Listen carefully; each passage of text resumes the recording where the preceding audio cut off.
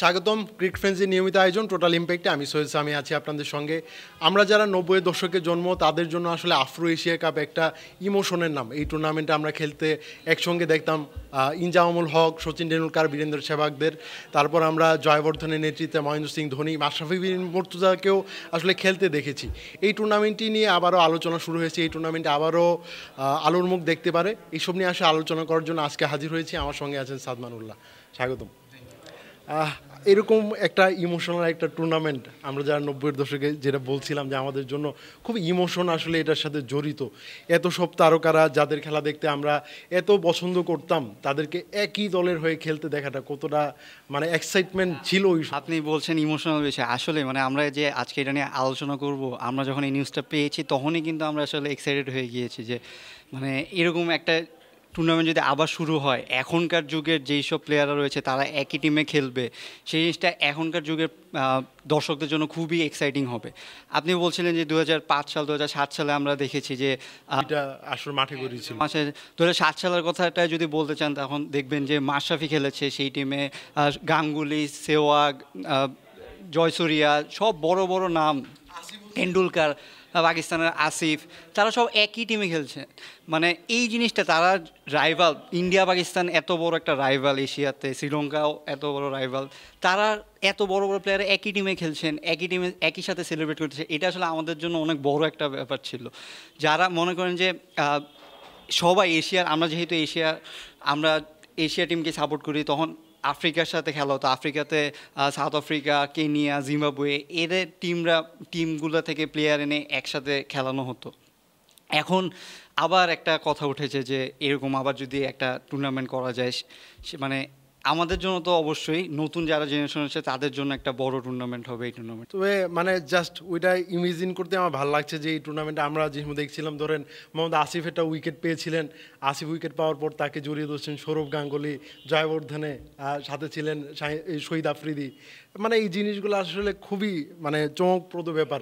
এখনকার ক্রিকেটে ধরেন বিরাট কোহলি সেঞ্চুরি করছেন, অপর প্রান্তে হলো বাবর আজম দাঁড়িয়ে রয়েছে, বা সেঞ্চুরি, হাফ সেঞ্চুরি পরে তাকে জড়িয়ে ধরলেন বাবর আজম বিরাট কোহলিকে। এটা দেখতে এই জিনিসগুলো আসলে মিস করি, কারণ হচ্ছে আপনি ইন্ডিয়া পাকিস্তানের সিরিজ আমাদের এখন হচ্ছে না, মানে পলিটিক্যাল কারণেই 2009 সালের পর থেকে ইন্ডিয়া পাকিস্তানের সিরিজ হয় না। সেক্ষেত্রে এত বড় রাইভাল যারা বিরাট কোহলি বা রাইভাল বলা হয় যাদের, শাহিন শাহ আফ্রিদি রয়েছেন, তারা একই টিমে যখন খেলবেন, ইভেন আমাদের সাকিব আল হাসানও এই টিমে খেলার সম্ভাবনা রয়েছে যদি এই টুর্নামেন্টটা পার্সু করে, তাহলে তখন দেখবেন যে মানে এই যে বিরাট কোহলির সাথে সাকিব আল হাসান সেলিব্রেট করছে, বাবর আজম সেলিব্রেট করছে, এই জিনিসটা আসলে দেখার জন্য কত মানুষ, ইভেন টিভি রাইটসগুলো কত দামে বিক্রি হবে আপনি চিন্তা করে দেখেন। আর এখন যেহেতু এই যুগে T20-র যুগ, ইভেন 100-এরও খেলা হচ্ছে, T10 খেলা হচ্ছে, এই শর্টার ফরম্যাটে এই টুর্নামেন্টগুলো হলে তখন এক্সাইটমেন্টটা আরও বেড়ে যাবে।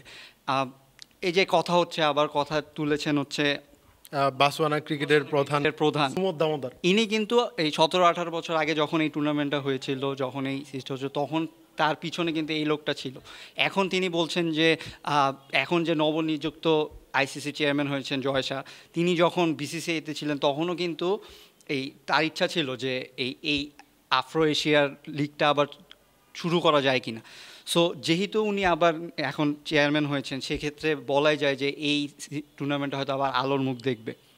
এখন তিনি আশাবাদ খুবই, তিনি এটা নিয়ে কাজ করছেন যে এভাবে আসলে করা যায় নাকি। আপনি চিন্তা করুন যে আমরা ইন্ডিয়া পাকিস্তানের সিরিজ দেখতে পারি শুধু হচ্ছে ম্যাচগুলো দেখতে পারি, ওয়ার্ল্ড কাপ, এশিয়া কাপ, এগুলো সেখানে আমরা দেখছি যে একই টিমের হয়ে খেলছে। আসলে মানে এই কম্বিনেশনটা, এই মানে দুই বোর্ডের মধ্যে সমঝোতাটা আসলে ক্রিকেটের জন্য খুব ভালো হবে। তবে আমি একটু মানে এটা নিয়ে একটু ঘাটাঘাটি করছিলাম যে এই টুর্নামেন্টটা বন্ধ হওয়ার পেছনে আসলে কারণটা কি। তবে এই টুর্নামেন্টটা বন্ধ হওয়ার পিছনে অন্যতম কারণ ছিল BCCI এবং পাকিস্তান ক্রিকেট বোর্ড, PCBর মধ্যে সম্পর্কটা খুব একটা ভালো ছিল না। তারা আমরা জানি যে ইন্ডিয়ান প্রিমিয়ার লিগ বাদে ভারতের ক্রিকেটাররা অন্য কোনো ফ্র্যাঞ্চাইজি ক্রিকেট লিগে খেলার সুযোগটা পান না, তারা মানে একটু লিমিটেড। ইভেন আপনার এটাও নিশ্চয়ই মনে আছে যে চ্যাম্পিয়ন্স লিগের মতো করে ক্রিকেটের একটা ফ্র্যাঞ্চাইজিদের খেলা হতো, সাউথ আফ্রিকার লিগ, ইন্ডিয়ার লিগ, পাকিস্তানের লিগ, সেটাও কিন্তু বন্ধ হয়ে গেছিল এই দুই দেশের সম্পর্কের কারণে। এখন এই দুই দেশের মধ্যে ভারতেরই একটু মনে হয় যে একটু নাকুচু স্বভাব তাদের মধ্যে আছে। তারা এই যে লাস্ট এশিয়া কাপটাও আসলে পাকিস্তানের মাটিতে ছিল, সেটাতে খেলতে যায়নি। এবার চ্যাম্পিয়ন্স ট্রফি আছে আগামী, এখনো ডিসিশন নেননি আসলে। ডিসিশন নেয়নি আসলে পাকিস্তানের মাটিতে যাবে কিনা। তবে ক্রিকেটের উন্নতির জন্য তাদের এই সম্পর্কটা আবারও জোরালো করা খুবই প্রয়োজন। জয় শাহ নিজে থেকে যেই মানে এই ইনিশিয়েটিভটা যেহেতু তার মানে তার কাছ থেকে মাথা থেকে এসেছে, তাহলে তিনি হয়তোবা আইসিসি সভাপতির দায়িত্ব নিচ্ছেন, তিনি হয়তোবা এটাকে বাস্তবায়ন করার জন্য সর্বোচ্চ চেষ্টাটুকু করবেন। তবে আমরা এতটুকু আশা করতে পারি যে দুই বোর্ডের মধ্যে এই ওই সমস্যাগুলো যেন না সেটাই, এটা যদি হয় তাহলে কিন্তু আমরা দ্বিপাক্ষিক সিরিজও দেখতে পারবো। পাকিস্তানের সাথে ভারতের যে সিরিজগুলো হতো, আমরা যেই সিরিজগুলো দেখে এসেছি, তারা এই জেনারেশন কিন্তু অনেকেই এই সিরিজগুলো দেখেনি, তাদের যে ইন্টেন্স ছিল। এখন দেখবেন যে ইন্ডিয়া পাকিস্তান এতদিন পর পর খেলা হচ্ছে, যেখানে আসলে একটা দুটা ম্যাচের পরে আর কোনো উত্তাপ থাকছে, তখন আপনি 5 ম্যাচে সিরিজ খেলছেন, টেস্ট সিরিজ খেলছেন। এই মানে খেলাগুলার এই রাইভালিটা কিন্তু অনেক বড় ছিল। এই জিনিসটা আসলে ক্রিকেটে অনেক মিসিং। আমরা ইংল্যান্ড অস্ট্রেলিয়ার খেলা নিয়ে বলি যে তাদের আর্চ রাইভাল বলে থাকি, তাদের অ্যাশেজ দেখে থাকি, এরকম কিন্তু শারজাতে আমরা দেখতাম যে শারজা কাপ ছিল, তখন কত মানে বড় বড় এই যে এশিয়ার খেলতো বা একটা অন্য একটা টিম আসতো, ত্রিদেশীয় একটা সিরিজ হতো। মানে এই জিনিসগুলো যদি হয়, যদি জয় শাহ যদি এগিয়ে আসেন, পাকিস্তানের ইভেন এশিয়া ক্রিকেট কাউন্সিলের চেয়ারম্যান নাকবি হবেন পাকিস্তানের যিনি, সো এর বোর্ড সভাপতি রয়েছেন, তারা যদি আসলে এক হয়ে কাজ করেন তাহলে ক্রিকেটের উন্নতি হবে, আমাদের দর্শকদের জন্য ভালো, ইভেন ব্যবসায়িক দিক থেকেও দেখবেন যে অনেক ভালো একটা ভিউয়ারশিপ আসবে। তবে এই টুর্নামেন্টটা আয়োজনের সবচেয়ে বড় চ্যালেঞ্জ যেটা হবে, মানে আগে 2005 সালে এবং 2007 সালে যে সময় ছিল ইন্টারন্যাশনাল ক্রিকেটের এত ব্যস্ততা ছিল না, তাছাড়া তো লিগ ছিল না, তাছাড়া ফ্র্যাঞ্চাইজি ক্রিকেটও ওইভাবে আসেনি, শুধু ইন্ডিয়ান প্রিমিয়ার লিগ ছিল 2007 সালে। 5 সালে তো ফ্র্যাঞ্চাইজি লিগের কথা কেউ কল্পনাও করতে পারে না। এসব ব্যস্ততার মাঝে আসলে মানে এই আফ্রো এশিয়া কাপ আয়োজনের একটা সময় বের করা কি সম্ভব? না এই যে আপনি দেখবেন মানে এটা কিরকম সময়ের মধ্যে হতে পারে, 2 বছর 4 বছরের? এখন এই যে আফ্রো এশিয়া কাপের এই জিনিসগুলা 2 বছর আগে দ্বিপাক্ষিক সিরিজ হতো, 2 বছরে একবার হতো, এভাবে হতো। এখন আসলে যেভাবে বলছেন যে এত বিজি স্কেজুলের মধ্যে আসলে সময়টা বের করা, কিন্তু আপনি 3 ম্যাচের একটা সিরিজ, T20 সিরিজ চাইলেই হয়তো করা যেতেই পারে। ইন্ডিয়া যদি চায় অবভিয়াসলি উইন্ডো বাইর করা আমার মনে হয় না কোনো সমস্যা হবে। আমরা আরেকটা জিনিস এখন যেটা চলে যে রোড সেফটি, যারা ওয়ার্ল্ড সিরিজ যেখানে লেজেন্ডরা একই টিমের হয়ে খেলছেন, বা বাংলাদেশ ভারত ইন্ডিয়া আলাদা আলাদা টিম, আব্দুর রাজ্জাকও নিয়মিত খেলছেন। সো এইগুলোরও কিন্তু একটা অডিয়েন্স রয়েছে। এই যে আমরা যারা আগের থেকে খেলা দেখি বা 2000 সালের তখন থেকে খেলা দেখি, তখন আমরা যখন এই প্লেয়ারদেরগুলোকে খেলতে দেখি একসাথে, তখন কিন্তু আমাদের নস্টালজিক হয়ে যাই, আমরা যে পুরান আমলে যেরকম খেলতো সেরকমই হয়তো খেলছে তারা। সো এখন যদি এই জিনিসগুলো আবার তৈরি হয়, তখন এই জেনারেশনগুলো আসলে যখন আমাদের বয়সে আসবে বা আরও সিনিয়র হবে, তখন কিন্তু তারাও রিকল করতে পারবে এই সিরিজগুলোকে। আপনি বলছিলেন উইন্ডোর কথা, এই যে আসলে বের করা যাবে যদি ইচ্ছা থাকে, তাহলে যদি তারা সিরিয়াসলি এটা পার্সু করতে চায়, তাহলে দেখা যাবে যে একটা না একটা উইন্ডো বের হয়ে গিয়েছি। কারণ 3 ম্যাচ 4 ম্যাচে T20 সিরিজ আপনার বেশি সময় লাগবে না, আপনি একদিন গ্যাপ দিয়ে 1 সপ্তাহের মধ্যে আপনার সিরিজ শেষ হয়ে যাবে। সো এখানে আসলে এই যে ইন্ডিয়ার বোর্ড পাকিস্তানের বোর্ডে আসলে এক হলে তখন আসলে দেখা যাবে যে অন্য বোর্ডগুলো এগিয়ে আসবে। তবে এইরকম যেই সিরিজটা 2005 সালে হয়েছিল সেটা হয়েছিল সাউথ আফ্রিকার মাটিতে, সেঞ্চুরিয়ান এবং ডারবানে মনে হয় হয়েছিল, আমি যদি ভুল না করে থাকি। সেকেন্ডবার 2007 সালে হয়েছিল ভারতের মাটিতে, চেন্নাইয়ে মনে হয় একবার খেলা হয়েছিল।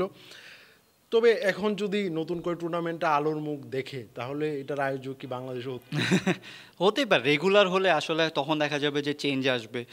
মাত্র 2 বার হয়েছে, সো সেই ক্ষেত্রে আপনি একবার আফ্রিকার কান্ট্রিতে হয়েছে, একবার এশিয়ার কান্ট্রিতে হয়েছে, হয়তো সাফেল করে করে একটা যদি আপনার এফটিভি ওটার জন্য এফটিভির বা আলাদা একটা স্কেডিউল করা থাকে যে এই সময়টাতে হবে, তখন দেখা যাবে যে হোস্ট কান্ট্রি হয়তো হবে। এই জিনিসগুলো যদি হয়, তখন এই যে পাকিস্তানের সাথে ভারতের যে দূরত্ব রয়েছে, তখন ভারতের প্লেয়াররাও হয়তো রেগুলার পাকিস্তানে যাবে যদি পাকিস্তান হোস্ট করে। বাংলাদেশে হলে তো আমাদের জন্য খুবই ভালো, এতগুলো লেজেন্ড এতগুলো প্লেয়ার একসাথে খেলবে একই টিমে। সো এই জিনিসটা আসলে শুরু হলে যদি ভারতেও হোক তাও শুরু হলে আসলে আমাদের দর্শকদের জন্য ভালো, ক্রিকেটের জন্যও ভালো। তবে আমি আরেকটা জিনিস ভাবছিলাম, আমরা যেহেতু এশিয়া একাদশ নিয়ে এত কথা বলছি, কিন্তু আফ্রিকা একাদশটা কি একটু দুর্বল হয়ে যাবে কি না? মানে সাউথ আফ্রিকা বাদে কিন্তু আফ্রিকায় এত ভালো টিম এটা খুব একটা নেই। জিম্বাবুয়ে, কেনিয়া তো এখন প্রায় ক্রিকেটই খেলে না, তবে বেশ কয়েকটা দল লাস্ট টি-20 ওয়ার্ল্ড কাপেও, নামিবিয়া নামিবিয়া, আরও কয়েকটা দল খেলেছিল, তারা উঠে সহকারী দলগুলোর মধ্যে আপনি আনতেই পারেন চাইলে। এখন আগেও তো তেমন একটা মানে ছিল না, কেনিয়া ছিল, বা কেনিয়াতে তখন ভালো রেগুলার খেলতো, সুপারস্টার ছিল। সো জিম্বাবুয়েতে খুব ভালো টিম ছিল, এখনও জিম্বাবুয়েতে রাজার মতো প্লেয়ার রয়েছে। হয়তো টিমটা যা রয়েছে তা নিয়ে হয়তো শুরু করতে পারি। এশিয়াটা সব ওই সময় আসলে স্ট্রং ছিল, এখনও হয়তো দেখা যাবে স্ট্রং, কারণ ইন্ডিয়ান প্লেয়াররাই দেখছেন যে ইন্ডিয়ান ব্যাটার, পাকিস্তানি বোলার, তারপরে বাংলাদেশে সাকিব আল হাসানের মতো অলরাউন্ডার যদি খেলে, মুস্তাফিজুর রহমানও খেলার আসলে যোগ্য দাবিদার। এই টিমটা এমনি স্ট্রং হয়ে যাবে। আপনি এটা ওয়ার্ল্ড ক্রিকেটে এরা ডমিনেট করে খেলে, সেই ক্ষেত্রে এরা এক টিমে খেললে আপনি অন্য যেই টিমই আসুক না কেন, আপনি অস্ট্রেলিয়া, ইংল্যান্ড থেকেও যদি প্লেয়ার আনেন, তারপরও দেখবেন যে এই টিমটাকে স্ট্রংই লাগবে। সো সেখানে আসলে আফ্রিকার জন্য যা আছে তা দিয়ে আসলে টিম তৈরি করতে হবে। তবে আমি আরেকটা বিষয় নিয়ে একটু আলোচনা করতে চাই, যে মানে মানে এরকম একটা টুর্নামেন্ট যদি আয়োজন করা হয়, তাহলে কি আইপিএলের যে জনপ্রিয়তা আছে সেই জনপ্রিয়তাটাকে আসলে টেক্কা দিতে পারে কিনা? যে আমরা দেখি আইপিএলে বড় বড় তারকারা খেলেন, মানে অনেক কোটি কোটি টাকা মূল্যে ক্রিকেটাররা বিক্রি হন। না, এখানে এখানে একটা বিষয় আছে যে আইপিএল আসলে যেই ফ্র্যাঞ্চাইজি 2.5 মাস ধরে একটা ফ্র্যাঞ্চাইজি, এখানে টাকার বড় একটা অঙ্ক এখানে খেলা হয়। আর এই টুর্নামেন্টটা যদি হয় তাহলে অনেকটা এক্সিবিশন ম্যাচের মতোই হবে, যে আপনি 3 ম্যাচের সিরিজ হয়তো মানে একটা 5 ম্যাচ মানে যেই হোক, মানে সে কিন্তু এত বড় দিনের তো হবে না। সেই ক্ষেত্রে আসলে দুইটার অডিয়েন্স দুই রকম থাকবে। আপনি আইপিএলের ফ্র্যাঞ্চাইজির যেই দর্শকরা রয়েছে তাদের তো আর আপনি সরিয়ে এখানে আনতে পারবেন না, ওখানে তাদের যেই ফ্যান বেস রয়েছে। সো সেই ক্ষেত্রে আসলে আমার মনে হয় না ক্ল্যাশ হওয়ার কিছু আছে। আইপিএলের জায়গাতেই থাকবে, কিন্তু এইখানে এক্সিবিশন ম্যাচের মতো হলেও কিন্তু সাধারণ মানুষের মধ্যে মানে কম্পিটিশনটা নিয়ে একটা রিল্যাক্সেশন ভাবে তারা ম্যাচটা দেখতে পারবেন, সবগুলো প্রিয় প্লেয়ারদের একই দলে দেখতে পারবেন, যেটা আসলে অনেকেরই হয়তো ব্রেইনে ব্যাক অফ দ্য মাইন্ডে কাজ করে যে এরা এক টিমে খেললে কীরকম লাগতো। আমরা ফুটবলে বিভিন্ন দেখি যে বড় বড় প্লেয়াররা একই ক্লাবে খেলছে, তখন কিন্তু আমাদের একটা ভালো একটা ফিল হয়, তাদের কম্বিনেশন দেখলে খুবই ভালো ফিল হয়। ক্রিকেটে এই জিনিসটা আসলে তো আসলে খুবই ভালো হবে আইপিএলে যেটা দেখে থাকি। আর আপনি চিন্তা করেন যে বাবর আজম বা বিরাট কোহলির আইপিএলে এক টিমে খেলার সম্ভাবনা খুবই কম। সেক্ষেত্রে যদি এরকম একটা এক্সিবিশন ম্যাচ হয় বা এরকম একটা আইসিসির তরফ থেকে একটা ম্যাচ, একটা টুর্নামেন্ট হয়, হ্যাঁ, তাহলে আপনি চিন্তা করেন যে অনেক বড় একটা ব্যাপার হবে। মোহাম্মদ সাদমান আমার সঙ্গে থাকার জন্য। দর্শক, কদিন পরেই বাংলাদেশ এবং ভারতের মধ্যকার টেস্ট সিরিজটা শুরু হবে। সেই টেস্ট সিরিজে আবারও হাজির হব বিভিন্ন ইনফরমেশন নিয়ে, ম্যাচ অ্যানালাইসিস নিয়ে। সেই পর্যন্ত আমাদের সঙ্গে থাকুন। সবাইকে ধন্যবাদ।